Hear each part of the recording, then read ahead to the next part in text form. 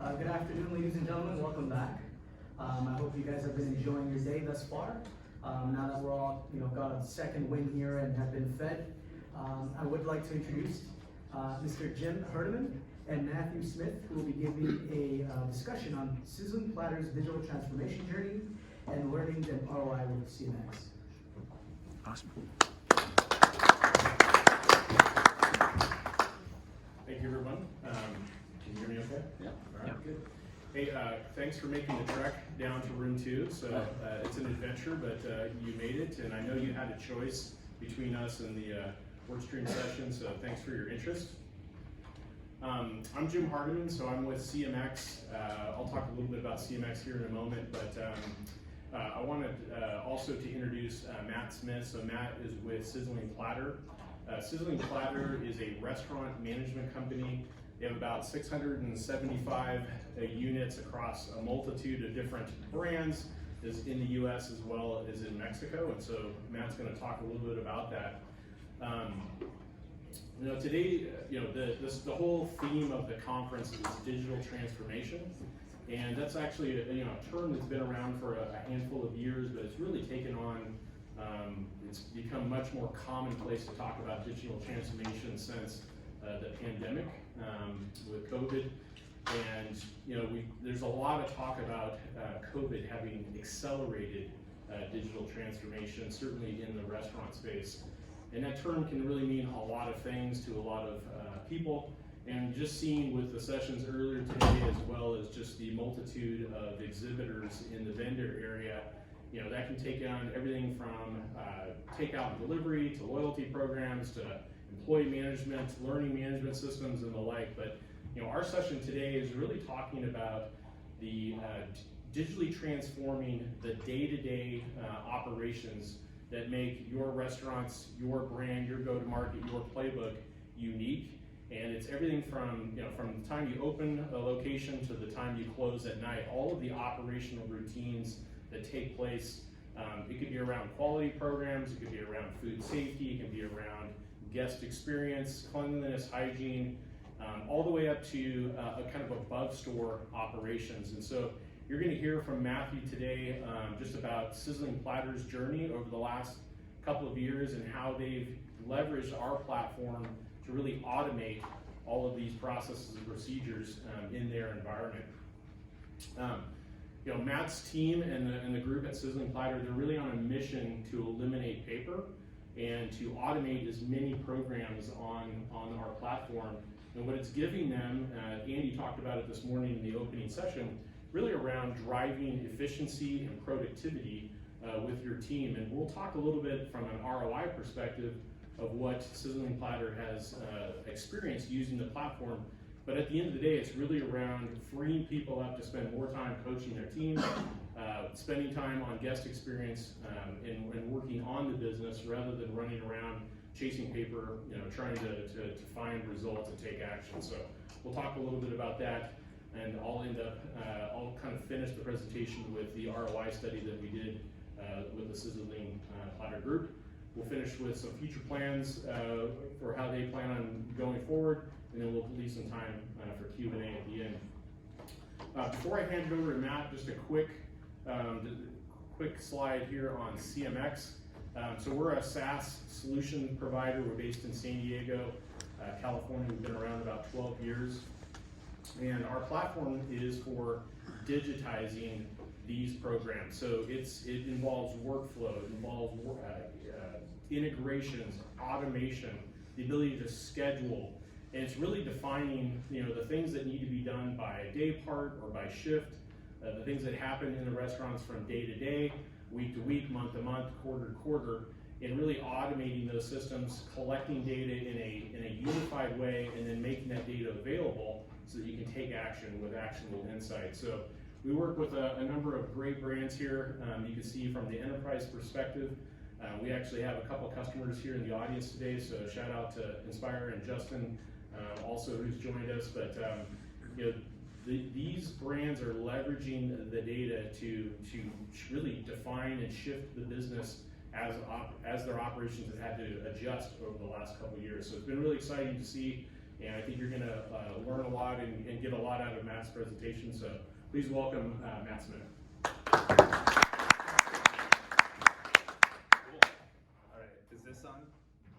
All right, cool. It doesn't sound like anything up here. So, well, welcome. Thank you for listening to me talk about Sizzling Platter's journey with CMX for a little while here. But let me just give you kind of a quick rundown on who Sizzling Platter is. So we were founded in 1963, and that was just with one Sizzler location. And since then, you can clearly see we've grown and diversified over the years.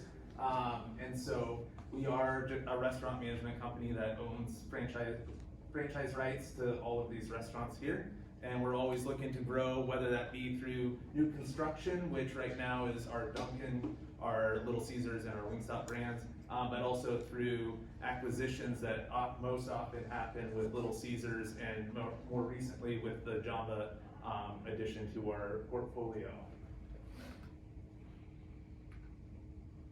So sort of the technology journey within Sizzling Platter, back in the 80s, they actually created their own POS system for Sizzler that they then used for Red Robin, and they actually just barely stopped using that. We switched over to Square and Aloha with Red Robin, but we've had our own touchscreen POS system since the early 80s. So very, very cool. And we then made the shift to, I think it was a little bit before actually Q4 in 2019, our VP of IT was researching different platforms. CMX was the winner, and so we used it mainly for due diligence when we were going into locations for acquisitions to kind of get an idea of what the equipment's like, make sure we're documenting it. It's all stored in one big report with pictures and things like that, so for like negotiations and things like that, or we know what we need to fix when we go into it.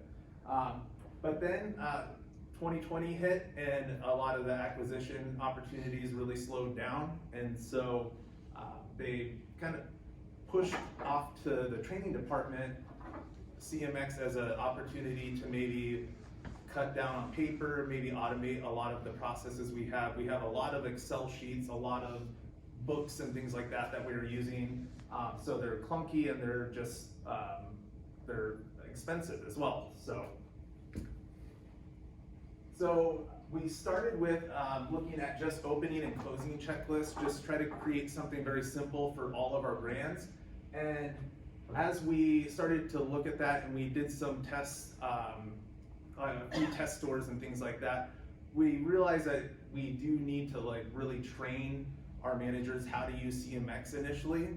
And so knowing that we were gonna have to train 450 stores and what that looks like is, it's a lot. So we focused on Little Caesars with it being our biggest brand and really looked at what we can do to get rid of our manager logbooks, because there's a cost that comes with them, and just being able to see if they're being done.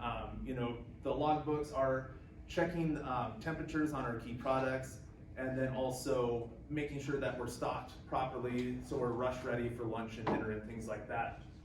And so we'll go into a little bit more on what the line checks look like that we use in Little Caesars. We also added monthly DM visits into CMX, so it was just an Excel sheet, 170 things in it, and it was just a 1 or a 0, and then it would give a score. But it really works best on a laptop, and when you're in a restaurant, it would be nice to be able to use a tablet or a phone, obviously. And so we were able to get those in, and I'll kind of talk a little bit more about those as well. We also added a lot of things for our accounting, payroll departments, so just to speed up and make it easier for the office staff to kind of sort and tally all of those items, as well as the district manager that's being assigned these different audits. They're doing everything in the same exact platform, and they can see that it's been done with the BI reports and everything as well. And then also, because we are such a large company, we do have a lot of training centers. So the training department will work with certain locations. We want to make sure we have killer managers there that are really, really good at training, and that way our managers in training get consistent training. They get the training they need to be successful in the restaurant and hopefully cut down on manager turnover. And so that's been very helpful in CMX and for the training department as well. So this is kind of a snippet of what, on the left side, what the paper line check looked like. This is cut off as well. So it's just a big giant list. There's a lot of these things have multiple items per line. So it's just a lot of information. And so one of the biggest challenges is it's not necessarily going to be efficient if we just copy that over as is, because you're still having to select different items just on a tablet instead now. So we really tried to empower the manager, empower the crew to be able to help, because a manager would go around with a logbook, but the people at the different stations don't know necessarily what should be stocked there, or what needs to be done, or what can they be doing between line checks. And so we made a very simple activity. And on the bottom right side here, the manager is just going to every station and having the station lead show them their station. So present your work, and then they can also touch point on maybe some cleaning action items, or correct different things that were not done properly. And then in the kind of the top right here, we have large job aids that we have on the wall at every station. So they can use like a dry or a wet erase marker, mark off all the stuff that they have done and things that they need to do, and then they're always aware of what needs to be in that station when the line check is done. Also, it's best if a manager like gives them a warning, like, hey, line check in 10 minutes, and like rings a bell or whatever. But so on the left side here, this is a report. It's not gonna, this is for the line checks, and it's not really a report that gets viewed very often because there's just a lot of them. But if a brand rep or health inspector wanted to see the temps and be able to go through and confirm that you are actually taking temps and it's all within range, that's available in CMX at any point in time. Really, the most beneficial thing is the one on the right here, and this is what a district manager and above is going to be able to see. So before, we should be doing line checks, we should be checking temps, but is it being done? We have no idea. We weren't going to dig so deep and have them like scan their sheets in and stuff, because it's just a lot to sort through, and that's like a 3-person job. So now a DM or anybody, and I actually send out a report every week to all the district managers and regional managers with an Excel sheet version of this, shows the number that should have been done and what was actually done, and then that percentage. And so our brand manager or brand president at our company has pushed our training stores to be 90% and above. And I think that's a fantastic thing. Without CMX or without this report, there's no way to know really if that's being done on a regular basis. And then we have some examples of, like, the DM report is on the left here. So you see there's a green check and an A+. The rating that goes onto this report is fully customizable. So you can say, have a big long phrase. A lot of times like for the health inspection report that I'll show you and some of the other things, I have like a big warning, like critical issues to address immediately, or something that pops up on that first page, so it really pops out to you. And then you can see there's the different scores for all the different sections of the restaurant. This is a very long, it's about a 4-hour process for a DM to go through and do a DM visit. And that full report there is automatically emailed to the DM and also automatically emailed to the store, so they have an action plan that they can print off or reference and go through and work on all those items. And then the bottom right is just for probably like regionals and brand presidents to just see and track progress month over month on each of the stores for the DM visits. And if they're not being done, there's the blank, so they know to kind of reach out to their DM on that part.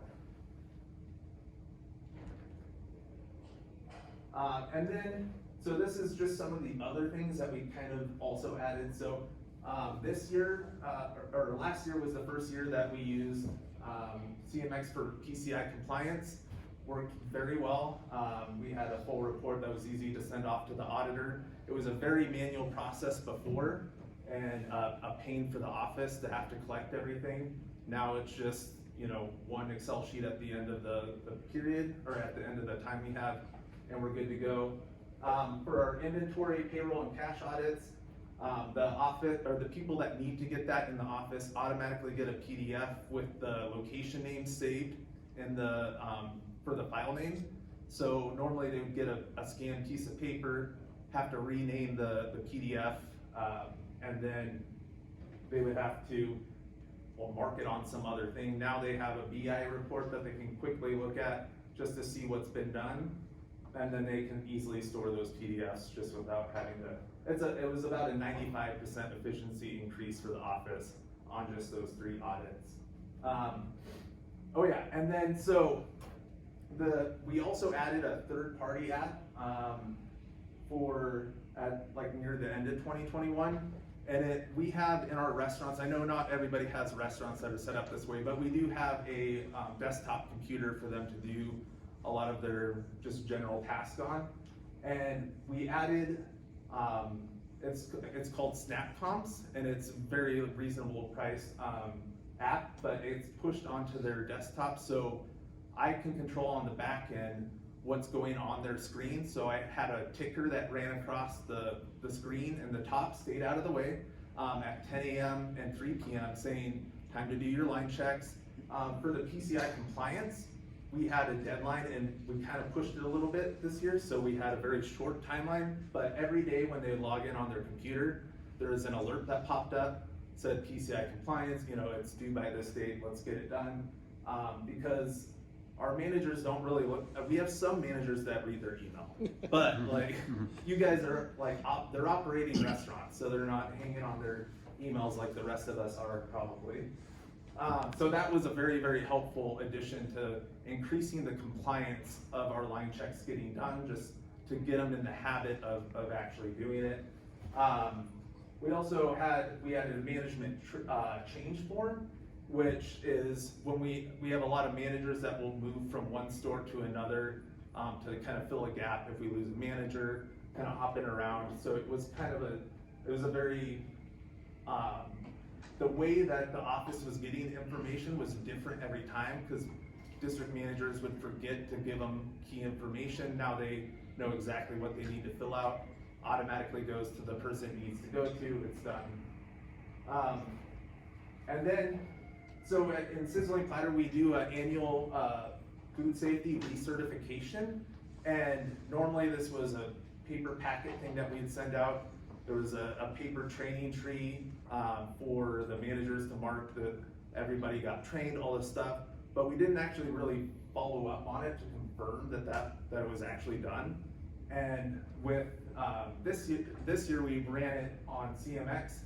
It saved us just about $10,000 in paper. And then also we knew if it was being done because we had everything tracked in one of those reports. So that was a huge, simple thing to make a change on. And then we also, with the Yelp review stuff that we know they're adding, or they have added health department scores to Yelp. When we heard about that, we realized we don't know what our health department scores even are. And so we started collecting just key information that would show up in a BI report if we were to look at it, see if we have any really bad scores. But also in the PDF that gets emailed out, they attach the PDF email they get from the health inspector, so we have the full report tracked and held all in one place. So that's been very helpful too. And then, yeah, this is just a simple example of what the PCI compliance BI report looks like. And then the health department one, you can see the rating says perfect, no issues noted. I have like 8 different ratings for critical issues, non-critical issues, and like burn this place to the ground. Luckily that one hasn't been come up yet, so I think we're good. And then, yeah, this is a bunch of the random stuff that I've created in CMX. This is not everything, but we have just a lot of, like, yeah, as operations will often reach out to me with a thing that they don't want to do on paper anymore, that I'm not even aware that they're doing. And so it's been nice to just slowly move more and more stuff out of paper, off of Excel, make it something that they can easily do from their phone at any point in time when they're going through. All right, and then we'll turn it over to Jim there.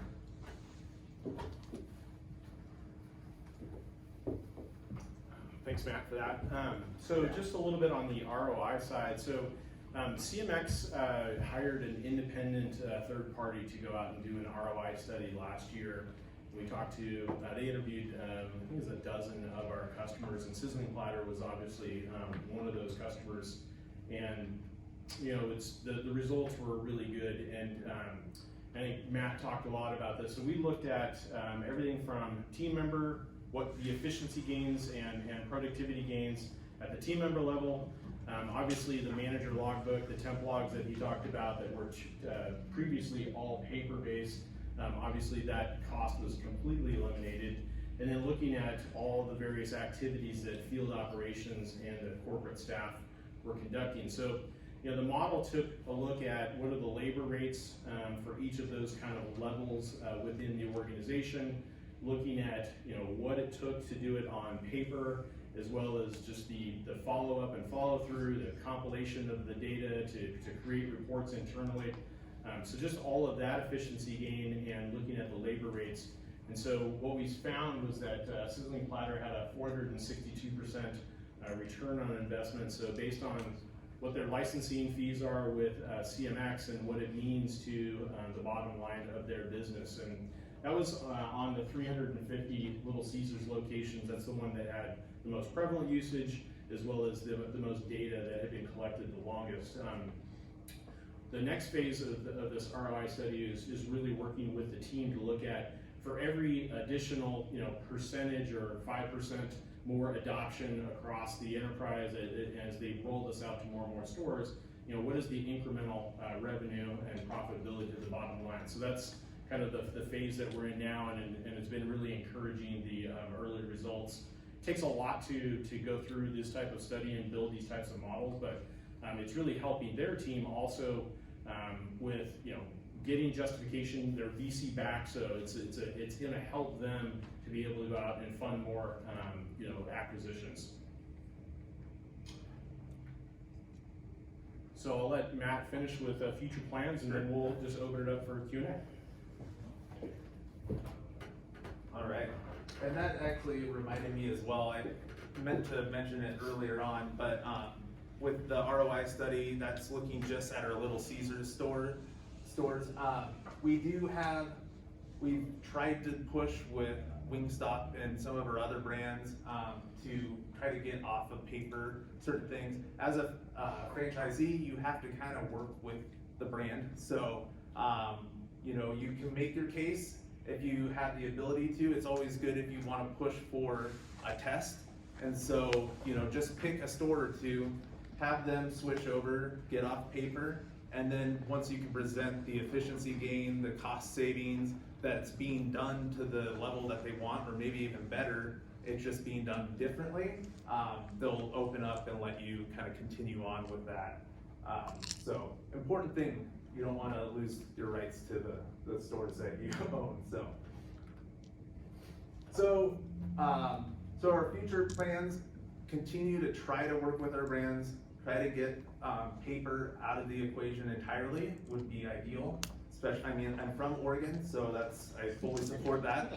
Also, it's very efficient. So, and then the ops team, like I kind of mentioned, they'll come to me and bring requests and things like that. But my goal is to get a little bit more involved with a lot of their meetings, and so that way I can spot the gaps that they don't know exist. So that is a goal. That's my personal goal, I guess, for the future with CMX. And then switching over our brands, with Jamba, I'm not entirely sure how they're doing things right now, but I know there's going to be an awesome opportunity there to see what they're doing and totally revamp how they're running their businesses on a day-to-day basis. And then for the corporate level, just continue to make better and better reports. I've been kind of just doing everything more in the Excel format because I just find it easier. But CMX does have the ability to fully create a dashboard for our DMs, so we can make that as the landing page instead of the calendar view, so they can just quickly glance at a few things and they can dig into other reports if they want. So